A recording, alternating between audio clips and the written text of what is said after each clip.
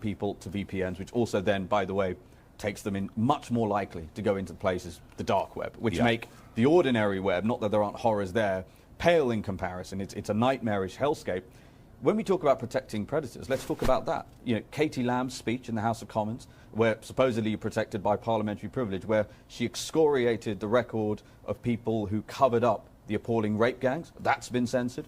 The transcript, the legal transcript of one of the rape gang legal transcripts that was retweeted by Elon Musk, that has been censored. Yes, even Elon Musk's own post has been censored already, and all of this has happened within the first 2 or 3 days. Correct, and one of the reasons this is happening, even on X, by the way, where you've got a hero like Elon that basically owns the whole thing, one of the things this Orwellian piece of legislation does, Nigel, is it makes the incentives for any social media company and management team skewed so that they're just going to over-censor. So 10% of global revenues is one of the penalties, jail time for management teams. And, you know, the notion that this is just about child safety, you'll have to explain to us why Section 44 of the Act exists, which allows a single government minister, a single Secretary of State, to unilaterally order Ofcom to rewrite the rules on a whim without parliamentary scrutiny. You'd have to explain why Section 179 exists, which creates a threshold where it is illegal to say something you know to be false, which causes non-trivial psychological harm. Think about that as a threshold relative to incitement for violence.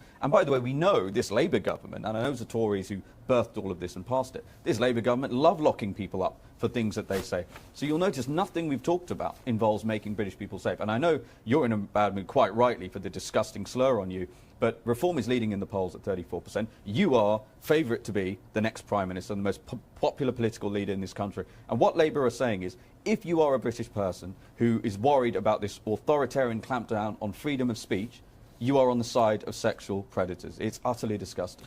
It is, and worse than that, if it is just to protect children, why are they setting up an elite police unit that will monitor what we say about illegal immigration and indeed about asylum hotels too?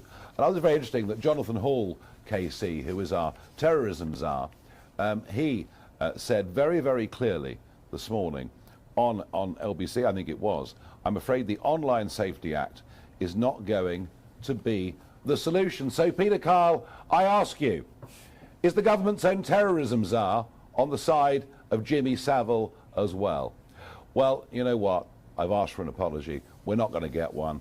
I think perhaps the best thing we can do is to sign the petition to repeal the Online Safety Act. That's what I'm going to do today. I think it makes sense. I'm deeply worried about the implications for free speech.